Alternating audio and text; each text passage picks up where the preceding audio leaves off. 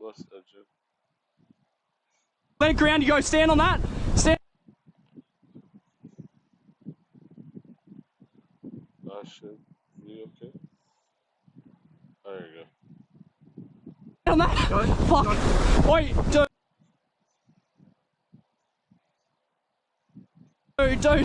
Just go stand. Have a quick, have a climb. Holy fuck. Get up. With Aiden and Sam pulling together, the exhausted teen was able to climb back onto the rocks.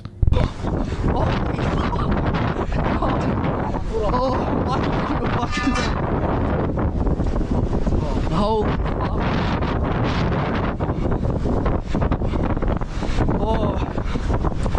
fuck. That was fucking scary, cunt. The thing is, my legs don't even hurt or anything. It's just Dude, holy fuck. Fuck. That was, I thought you were dead. We were like, we can't jump in, because if we all jump in, then we're all just fucked. Like, because with this waves, like, we'd be flat out swimming back as well. Holy cunt, thank fuck we got you. After being battered in the water for almost 9 minutes, Jacob was scared, scraped, and shivering, but alive thanks to his friend's quick thinking. 3 days into a remote fishing trip off the coast of Australia, Briggsy from Briggsy Sport Fishing and his friends Timmy, Dennis, and Baden had already gone through most of their supplies when heavy rain hit on the third night. At 4:30 a.m., Briggsy woke to discover Danny's contender completely capsized in the water. I was in bed and Danny and Timmy Turtle yelled, "Briggsy, the boat has flipped." That's Danny's contender. That's a $300,000 boat. $250,000 boat, upside down. Danny is getting the sat phone going. Is that what's happening? 000 or what? Yeah. Press it. Yeah, you got to talk to them, man. I'm talking. Yeah. What started as a shocking discovery became a true test of survival when every attempt to call for help failed. Call rejected. Is that 000? 000, call rejected. Are we gonna die out here? Yeah. Baden's a bit worried, I think. I'm tripping. We just worked out that you can call emergency via your mobile phone.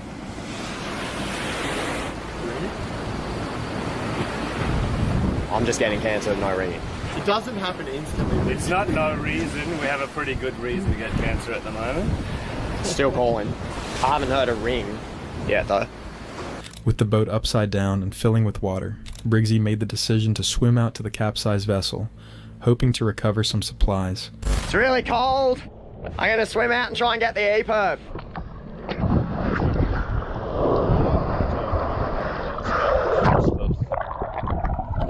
Hard visibility. Too from, less darky. That's good shit, too.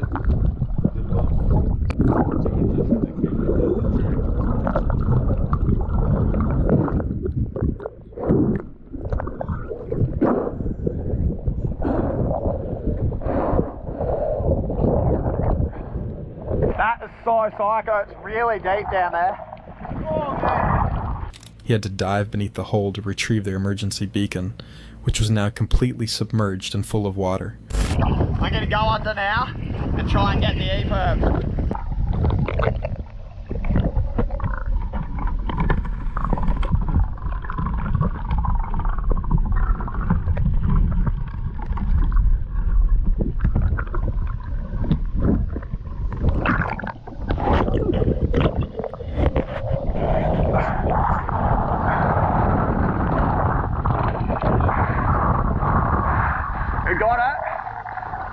But he wasn't done yet.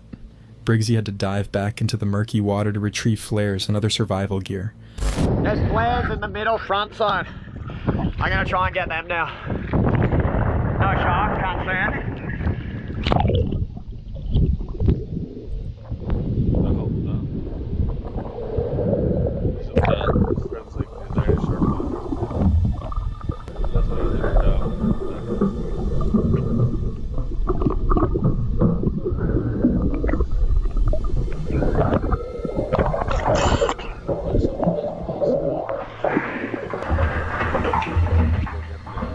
take the flares.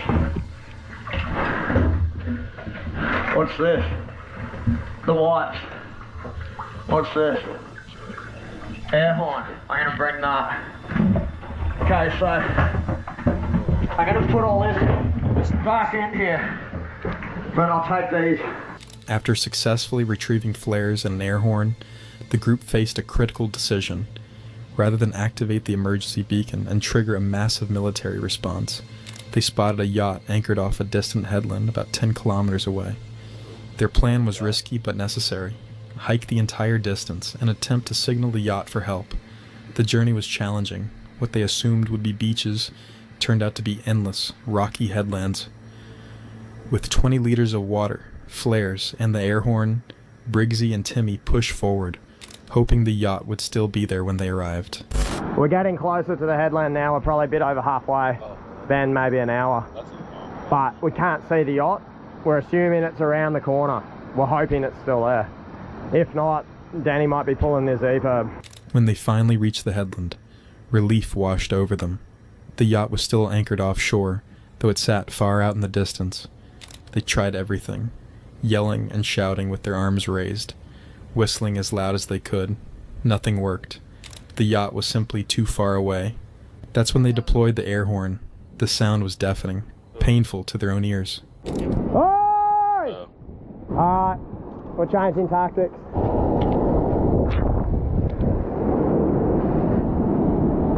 I don't know how to do it. Maybe block your ear. But push it. And then maybe. Oh, wave.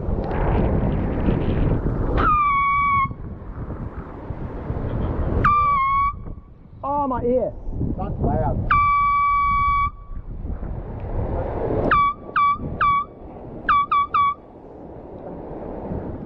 But it worked. Through binoculars, the yacht owner spotted them. A tender went into the water, and Graham arrived to hear their story. I'll go at the front, that looks like it. Around a little bit, and we'll, yeah. My wife heard this noise, I thought it was a bird out there or Tootin'. Graham anyway. Tim. I'm Aaron. Nice to meet you. Yeah, we camped at the tent, and we went to bed, and we woke up in the morning with like $250,000 contender. Upside down. It's our mate's boat, they're over there, we got two more of us.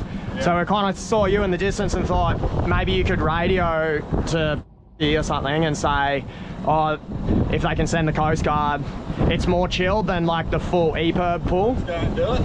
Yeah, is that alright? Yeah. When Graham radioed the Coast Guard on their behalf, the response wasn't what they hoped for. We think the boat is salvageable. Oh, because he's... because Coast Guard wants to know if you're, if you need your boat rescued. Are you able to stay here? Or are you right for a couple of days, Sarah? We can last 2 days. Longer than that, I think we'd be out of water. Right, yeah. Okay, I'll radio everyone back and see how we go. Cheers, mate. Hey, mate. Yeah, they're just trying to organise it now. We've got Coast Guard and on the telephone at the moment. Yeah, they said they'll work it out. All right, so you can go back and try and get dry over. Cheers, bro. Have a good one. Thank you so much. The Coast Guard confirmed they could help with the boat salvage, but rescue wouldn't come for 2 days. The group would need to survive on their own until then. The 10-kilometer return journey to camp was exhausting. When they arrived, they discovered the boat had shifted position, now sitting precariously on the edge of a wreck. One wrong wave could break it into pieces. They attempted to lift the capsized vessel, but the weight was impossible. 3 grown men couldn't budge it even an inch. As darkness fell, they set out flashing rescue lights and tried to sleep, hoping their ordeal would end in the morning. Day 2 began with growing concerns. We'll see us in the morning. We'll see what happens tomorrow. Coast Guard hopefully comes and gets us. Otherwise, we're going to be spinning. So we're on day 2 of having the boat flipped. Unpacking all our gear. We packed it up yesterday because we thought we were going to get picked up, but turns out we didn't get picked up. Now we're about 9 o'clock in the morning on day 2. Still haven't been picked up, so we're pretty hungry. And I think this might be the first ever time that we actually need fish to live. Danny, what are you doing? Huh? Danny's foot does not look good. Oh, it probably doesn't look that bad. Nah, Lecco, anyone who knows anything, that little infection there has made all this red up to here, and it's like growing bigger and bigger. Danny, maybe have a wood leg next year. The makeshift treatment was painful, squeezing lemon juice directly into the wound as disinfectant, while Danny grimaced through it. Graham attempted to visit with updates, but the wind was too strong. His yacht was forced to turn back, leaving the group to fend for themselves. That's when survival mode truly kicked in. They headed to their fishing zone and managed to land several large trevally. Under normal circumstances, they would have released these fish, but circumstances were far from normal. They needed every bit of food they could get. Day 3 brought critical news over the radio. We've heard from Graham. He came over and gave us a little radio yesterday. The boys were fishing. Danny got the radio off Graham. And we've heard now that the Coast Guard is not coming to get us until Friday. It's Monday, so Monday, Tuesday, Wednesday, Thursday, Friday. It's 5 days. We don't have a lot of water left, but when it rains, there's heaps of fresh water coming down the mountains, and we think we can survive with that. But Graham, the legend, is coming over here with his yacht to park it near us, and he's going to attempt to move us from this island to that other big island over there, where there's a bit of a homestead and some food and water. We'll be safe basically over there until the Coast Guard can come. The seas are too big and psycho for the Coast Guard to come at the moment. Graham attempted to relocate them to another island with a homestead where they'd have proper food and shelter. But once again, rough seas forced him to turn back. The food situation became serious. They were down to their last supplies. The group went fishing with heavy setups while Danny stayed at camp, his infected foot still causing problem. Everyone's so hungry. We haven't been able to catch a fish. We were going to do sashimi if we could catch something. But so far, no fish. We're going to get a rock, smash an oyster, slurp down the oysters, probably have like 5 each or something, just get a bit of energy to keep fishing. Well, maybe that one. That looks pretty sturdy. Straight open. Really good. Very oceany. Their fishing efforts proved mostly unsuccessful. They resorted to eating oysters just for energy while they waited for Graham's yacht to attempt another approach. Graham's coming in. I wonder what he's getting. I think he just dropped off some food to Timmy. Oh, for his foot. Yeah, we went and got water out of the boat and some solo and found the broken anchor. Oh, where was the broken anchor? I pulled it up and it's all bent. So the anchor bent. Yeah. High tide brought a new problem. The rising water threatened to wash away their entire camp, forcing them to move everything to higher ground. The boat itself began floating again, sending itself back out to sea with the incoming waves. Then came unexpected news that would change everything. Hey Matt, how's it going? Can you hear me? You're in a plastic bag. Yeah, I got you there. They've got a message from a lady named Fo, I think it was, who's organised a helicopter to pick you guys up from where you are there now. Tomorrow afternoon on low tide, weather pending, they'll make that call first thing in the morning. And the helicopter will be able to pick all 4 of you up and your important gear like your camera gear and fishing gear. Anything that can't fit in it, I advise that you just put it up behind the high water mark, and guys, homestead people will come and pick it up when the weather is fine and then keep it under wraps for you. Copy that? Wow, that's crazy. Okay, do we just stay, I guess, then and wait for the helicopter? Yeah, that's right, mate. Graham radioed with a message from someone named Fo, Baden's girlfriend. She had arranged for a helicopter rescue. The rescue was no longer negotiable. It was happening. Day 4 ended with Graham delivering coffee and supplies via tender, a small comfort before their final night on the island. Their food inventory revealed just how close they'd cut it. Sweet potatoes, regular potatoes, and perhaps 1 packet of noodles remained from supplies meant to last 4 days. They made one final meal, cooking sweet potatoes with coconut oil. Some sand inevitably made its way into the food, but nobody complained. As sunset approached, the boys enjoyed their final evening on the island. Fingers crossed that tomorrow's rescue would actually happen. Day 5 began with the sobering realization of how close they'd come to a truly dangerous situation. They had 10 liters of water left. They could have lasted maybe 2 more days, but their judgment would have been severely impaired by dehydration and heat exhaustion. At 3 p.m., the helicopter appeared on the horizon. Everyone grew nervous as it approached, the reality of their rescue finally sinking in. That was so intense. Damn better. Yeah. Hopefully there's enough room for our staff. Briggsy immediately radioed Graham with an urgent request to retrieve the gear they would be leaving behind. The group expressed their deepest gratitude. Without Graham and his wife Amanda's help throughout their 5-day ordeal, the psychological toll would have been far worse. As they loaded into the helicopter and lifted off, they caught final aerial views of the island that had been their home and prison for 5 long days. See you, Graham and Amanda.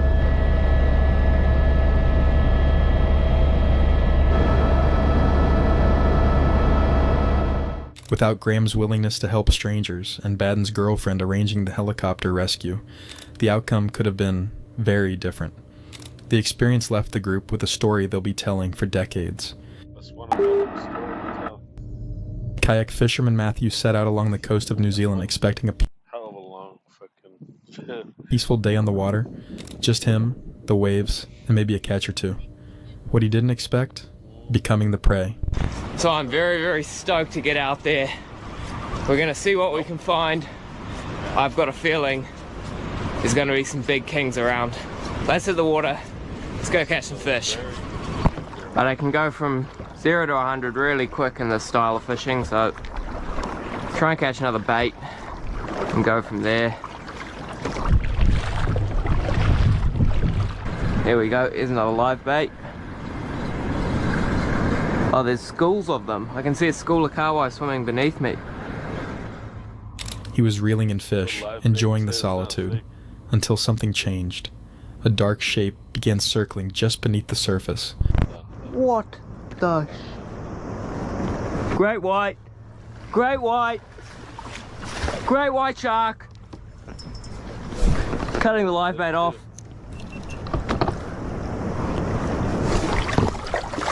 This, I'm out of here. Oh mate, get out of the rudder. Holy shit. Realizing he wasn't alone, Matthew cut his bait loose fast and started paddling toward shore. The great white had locked on. Fuck me, there's a huge great white behind me.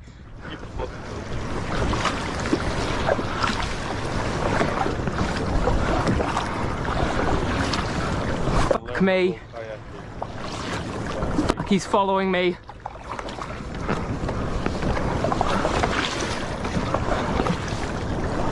Fuck me. Leave me alone. He's still behind me. He's going at my rudder. Holy shit.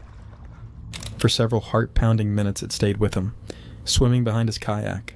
From certain angles you can even see its massive fin cutting through the water as it follows. Then it closes in. Okay.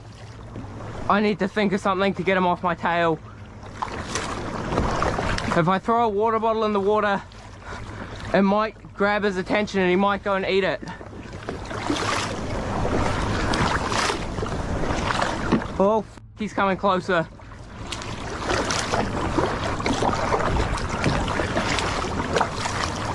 He's right on my tail. Alright, we'll throw this water bottle. He's turned on the water bottle. The great white is distracted for only a moment, but Matthew paddles harder than ever before. Fuck, no he didn't. I thought that would work.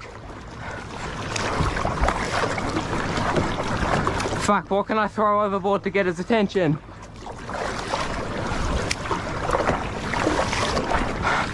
I'm not sure if he's still behind me or not. Oh yeah, he's still back there. He's about 20 meters behind me now. Fuck, he's coming closer. Fuck.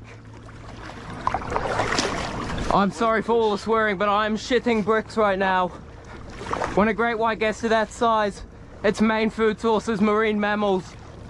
And I'm a marine mammal right now. Fuck, I hope he leaves me alone. I've got about 4 kilometers before I can land on a beach. We've got about an hour-long paddle before I can get anywhere on dry land. And he's still behind me, holy shit. The distance between them grows shorter and longer each time. I need to get in. Is he still there? I have lost sight of him. I don't like that. I've lost sight of him. Where is he? Completely lost sight of him. He could just be swimming underneath me too. Holy shit. But somehow, he makes it back to shore, shaken but unharmed. Been off the water for a little over an hour now, and it has taken me a minute to calm down, get the adrenaline down, and just think about what just happened to me. But it has put it into perspective. You know, this is the risk that you take when you are kayak fishing or swimming or sailing or boating in general. You're going into a big animal's domain and you're stepping into their house. So you have to be respectful and you have to understand that this is sort of the risk you take. Kayak fishing can be a dangerous sport. When all you've got between you, the elements and ocean predators, is a tiny boat, you have to wonder if the rewards are really worth the risk. That's it for the video.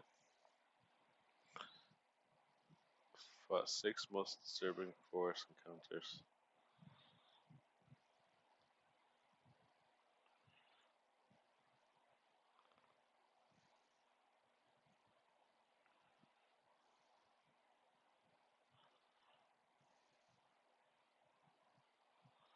When murderers record their killings.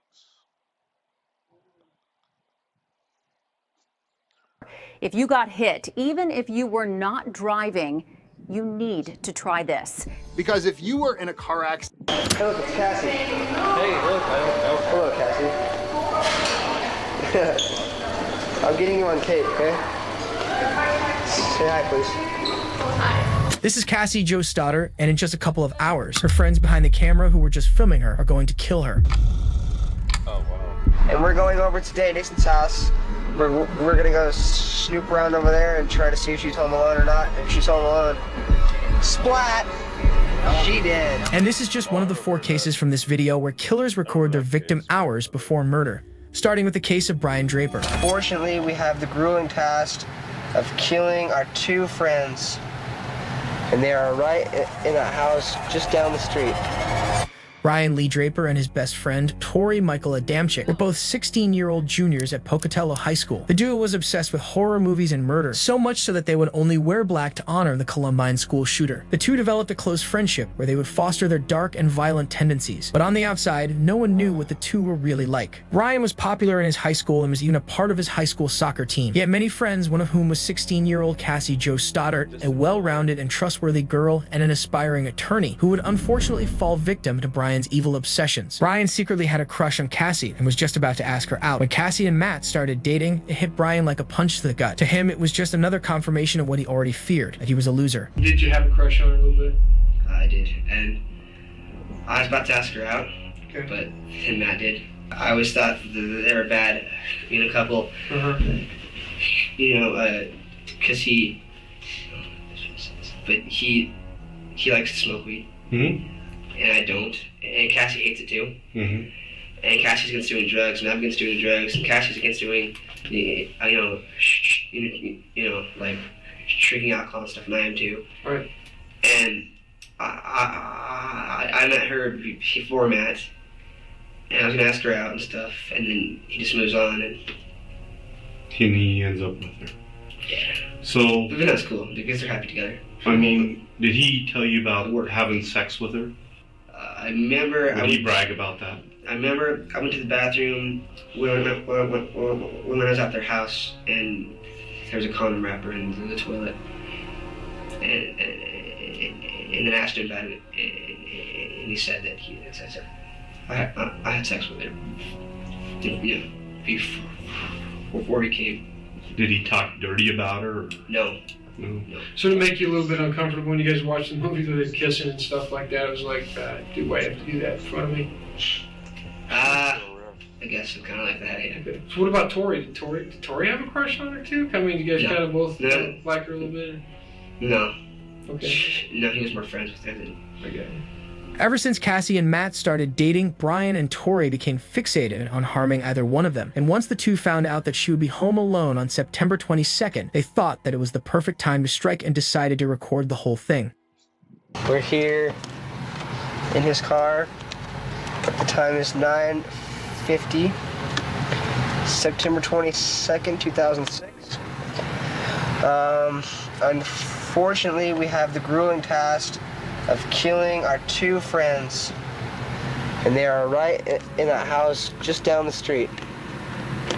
We just talked to them. We were there for an hour. But we checked out the whole house. We know there's lots of doors. There's lots of places to hide. I unlocked the back doors, so it's all locked. Now we just gotta wait. And yeah.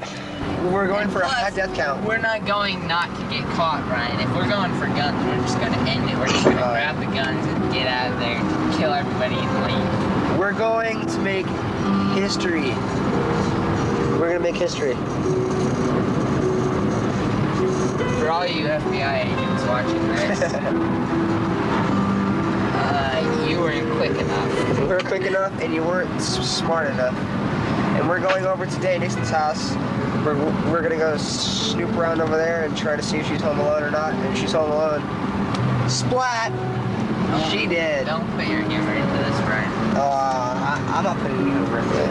We're gonna go to the church over there and we're gonna call a girl and a guy named Cassie and Matt. They're our friends, but we have to make sacrifices. So I feel tonight it is the night, and I feel really weird, inside my stomach and stuff, and I feel like I want to kill somebody.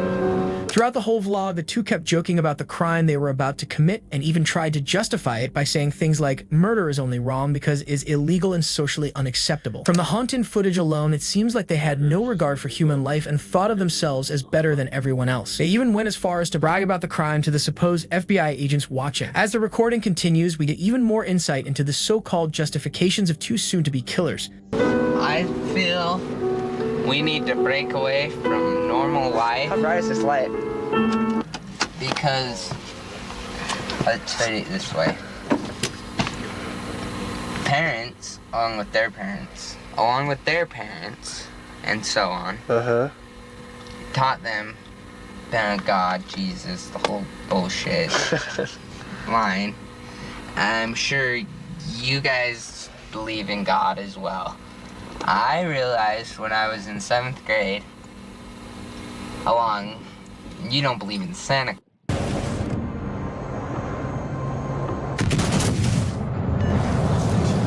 Claus or vampires or werewolves. They're used to metaphor not to let. They teach their kids back in the 1800s.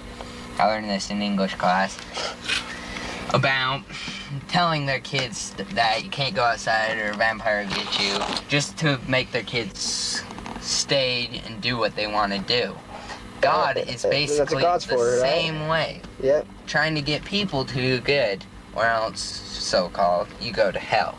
And we're obviously going to hell if it's real, but who gives a shit? Yeah, and why would you say it's real? It's not real, because it's so blatantly obvious it's not real, but people believe it because their parents teach them, and so it's so hard for them to let go of it because they've been taught their whole life. They're also taught that things like killing people and other thing is wrong. The only thing that it's wrong about is because it's breaking the law, and the law is only wrong. The law natural selection, dude. Because natural selection. That's all I gotta say. There should be no law against killing people. I know it's a wrong thing, but hell, you restrict somebody from it, they're gonna want it more. Exactly.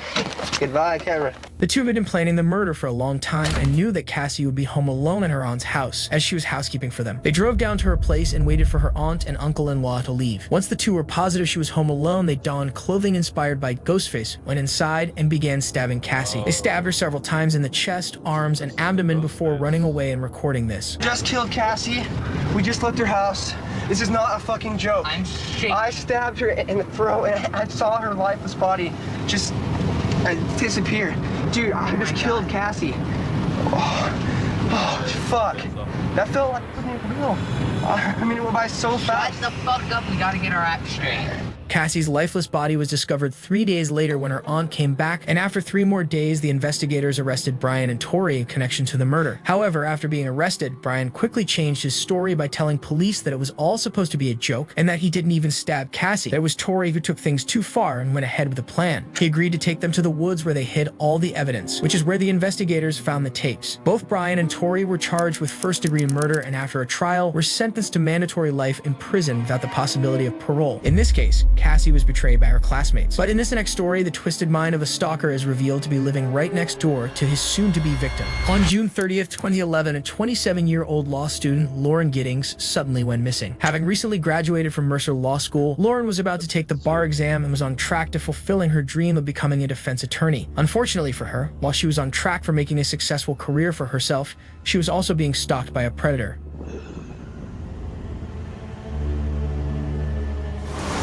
Lauren told her family and close friends not to contact her for a few days while she was preparing for her bar exam, so her disappearance didn't really spark any suspicion initially. But as days passed with several unanswered calls, everyone started worrying for her well-being. A missing persons report was filed for Lauren, and as the news started to spread, her friends and family desperately searched for her. On the morning of June 30th, investigators arrived at Giddings' apartment to perform a search of her home. But after detecting a foul odor, they decided to search the dumpster near the apartment. It was there that investigators found 2 trash bags. Inside were the dismembered remains of Lauren. A luminal test taken in the apartment would reveal a grisly scene with blood in the bathtub, showcasing a truly horrifying murder. As the investigation continued, authorities questioned any known contacts of Lauren. But when the crime got more media attention, local news outlets began picking up the story. But there was one man that garnered the attention of police solely because of his strange behavior, Stephen McDaniel. Person that was living there? Yeah, Lauren was my neighbor. We're just trying to find out where she is at this point. I mean, no one has seen her since Saturday. I mean, the last time anyone heard from her was an email that she sent out, and no one's heard from her since. Did you see her hang out with anyone at the time or anything like that? I mean, no one has seen her since Saturday. I haven't seen anything. I mean, you always hear noise outside, but it's just people walking by pretty much. One of her friends had a key. We went inside and tried to see if there was anything amiss, but I mean, she had a door jamb that was sitting right by it, so there was no sign that anyone broke in. I mean, the door was locked when everyone got here. I mean, we just don't know where she is. What about in the parking lot area? I know they've been doing a lot of, I think that's where they have recovered the body or whatever they recovered from there. Body? Had you seen anything there? Had you seen anything there? I mean, we don't know if this is the same person. You know what I mean? Like, they took out a body there earlier. We don't know if it's the same person or not. That's how we're trying to ask people if they know who lived there. Are you okay, sir? I think I need to sit down. Okay.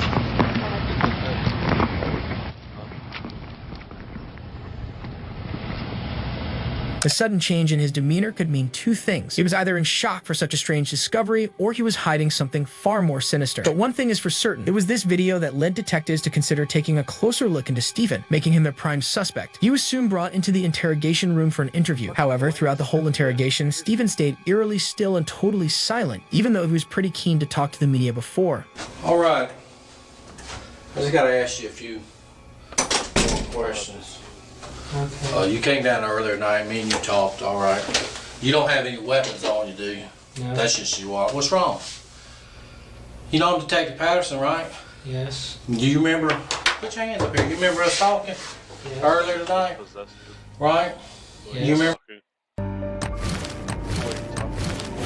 Suffer as I have suffered.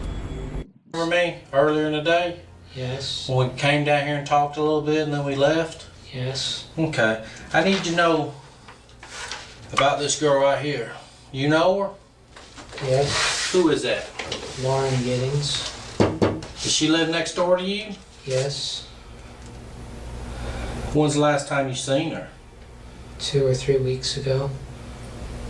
Okay. Was you friends with Lauren? Yes. Look at me when you talk to me, son. Okay? Was you friends with her? Yes. Close friends?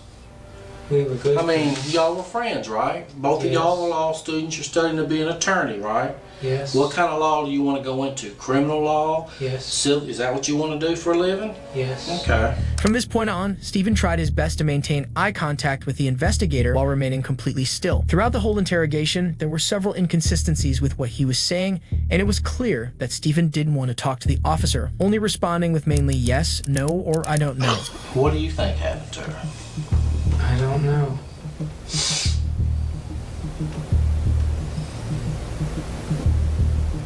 Do you even care that no one can find her? Yes. I mean, I don't know, do you? Yes.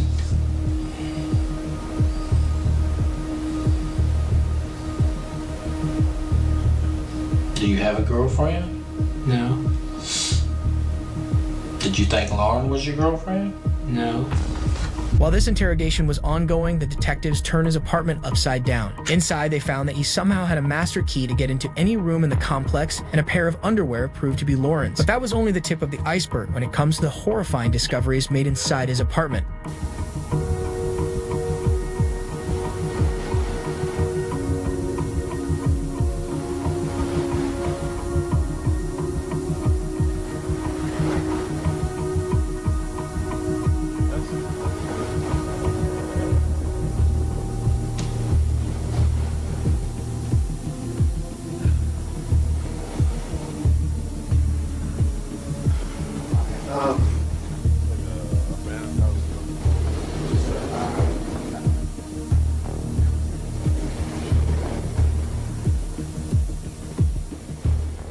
The search turned up many suspicious things, including child pornography, several condoms, and a hatchet. But what raised the eyebrows of the investigators the most was Stephen's search history, where they found that he'd been stalking Lauren's social media and watching violent pornography. The more the officers searched through his apartment, the more they realized that Stephen had been obsessed with Lauren for a long time. But the thing that sealed Stephen's fate were Lauren's video clips that he had recorded secretly.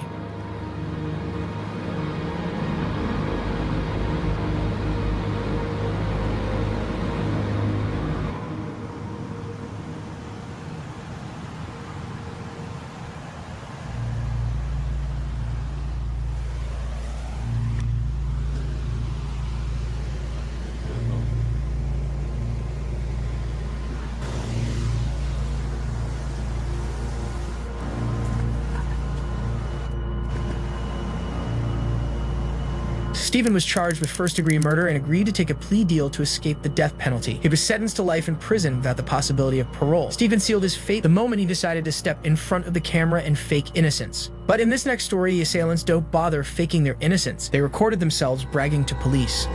On August 11th, 2022, two suspects, 27-year-old Antonietta Stevens and her sister, 17-year-old Janine Gonzalez, would come across Ashley Bocanegra at an apartment complex. But this wouldn't be a friendly, neighborly encounter, because moments after running into her, Antonietta and Janine would viciously attack Ashley for supposedly having an affair with Antonetta's fiancé, Daniel Gonzalez. After the incident, an apartment complex employee who saw the attack called 911 to report the disturbance. It was two girls fighting, and she's really bloody. I can see the blood from where I'm at. They're fighting on the street.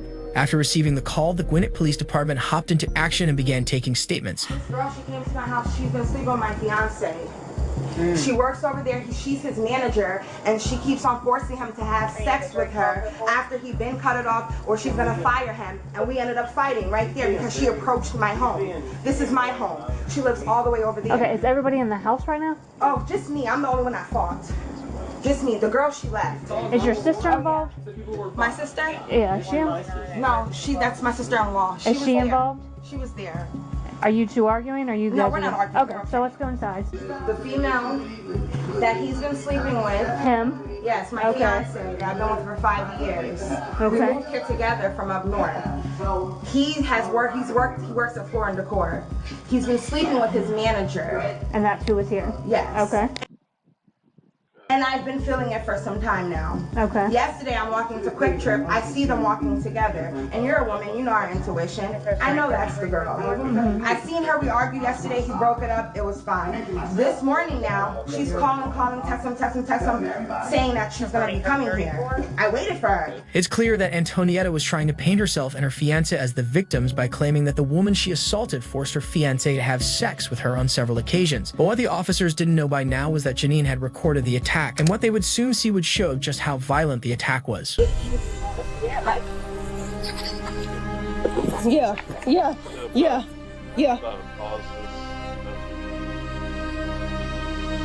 Get off me. Say hi to Daniel. Get off me. You wanna get up? Get off me. Get off my hair, I'm gonna you up. Let me go then. With Google Play Games, you can play Unlocked. Unlock big deep.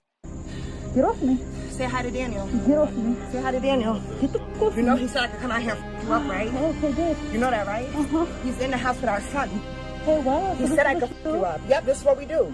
If I get mad and he knows I'm leaving, he feels sad. He says, I'll let you f her up. That's what I'm doing. A few moments later, CCTV captured the victim, 30-year-old Ashley Bocanegra, stumbling as she walked back to her apartment. After a few hours, Ashley still had difficulty breathing and was taken to the hospital by her fiancé. But by the time she arrived, she'd quickly be given a ventilator as she was unable to breathe on her own. Unfortunately, the severe beating led to internal bleeding and other injuries, which led to her death. This meant that the case had just gone from an assault to a murder. So the officers went back to Antonietta and Janine to break the news and dig a little deeper.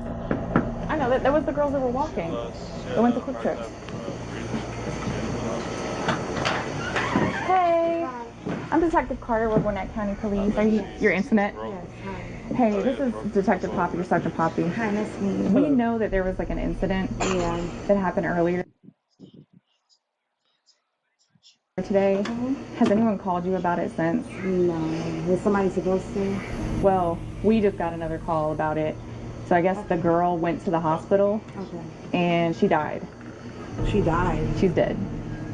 So, but we know that there was like an altercation that happened beforehand. And that was mutual and she came here. Yeah, we understand that. Yeah. So, but because of it. I wasn't going to kill anybody. Yeah. I'm not that person. I get it.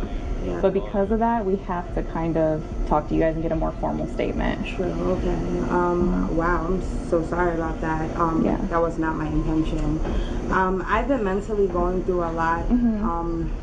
I have bipolar depression and I'm just going through a lot. Exhibit A, dumbass number 1. You use bipolar depression excuse to kill someone. Right now, and you know, I came here from up north with my fiance. That's him. Hey. I came here with my fiance. Yeah. So I came. Are you here, the sister? His yeah, sister. Okay. Sister. I came here with my fiance to start a new life, buy a house, everything like that, and I never expected him to basically cheat on me with someone at the workplace. You know what I'm saying? So we would like to get like a formal statement. So we're going to ask that you come up to our headquarters and talk to us. It's just right up the street. Okay. All right. I hear kids. Is there someone else here that can? There's someone here with them? Yeah. Okay. After speaking with the officers, Antonietta and Janine were taken to the police station to make formal statements. Once there, the two were placed in separate rooms, giving the officers a chance to speak to them individually, hoping that way they share some details that would help them get to the bottom of this. You know, they're arguing or whatever. So, my brother, him being a man, cheats. Like always, you know, he's feeling less than, he thinks it's okay to cheat, so, you know. He tells me who's he cheating with and stuff. Now, me and my stepsister, I mean, not my stepsister, my sister-in-law, we're very close, like, so close, like, you understand. Like, she's more of a sister to me than my brother's a brother to me, you know? Yeah. So, like, we're very close. Yeah. So, once he told me, I was just like, ooh, what the tell her? It's girl code. Yes, right? So, especially when, right after he told her, after he told me what he was doing, he wanted to do it with her. So I was just like, I'm about to tell her. 2 days prior before this day, we were just chilling, she was working, and Daniel did something to her to make her upset. So we were talking or whatever. And I was just like, oh, I forgot to tell you. No, I didn't forget, but I still, you know. So I was like, told her what happened. He explained, cheated or whatever. She was like, oh, really? She's upset, whatever. I was like, don't tell him that, because he's going to be mad at me. Right. Okay, so after that, he explained how the girl looked to me, though. And, you know, curly hair, Puerto Rican, skinny girl. So I was like, alright. So then I explained it to Antonetta. So the next day after that, we went to the store. Last night. We went to the store last night and we were walking the Quick Trip. Quick Trip is right there, you know. I know, I saw y'all walking earlier. Yeah. I thought that was you guys. Okay, so we walked to Quick Trip. As we're walking to Quick Trip, the both of them are walking together from Quick Trip. So they're just now leaving and we're just now coming. So Antonetta's like, is that Daniel walking? So now she runs to him like, who is this? So he's like, oh, it's my worker or whatever. Mind you, before we walked to Quick Trip, we asked him, when you go on your break, can you take us to the store? He said he couldn't leave on his break. So when we stopped home. Imagine being able to build an app with your name on it, just by thinking about it. Meet Base 40. It was like, you just said you couldn't leave on your break, now you walking with her to the store? It's clear from the interrogation that Janine had no remorse for taking someone's life and laughs as she told the detectives that she was the one who spilled about the affair. Both Janine and Antonietta were charged with felony murder and aggravated battery. Both of them pleaded guilty to voluntary manslaughter and were sentenced to 20 years in prison. While Antonietta may have had a motive to kill Ashley, the next assailant just killed someone out of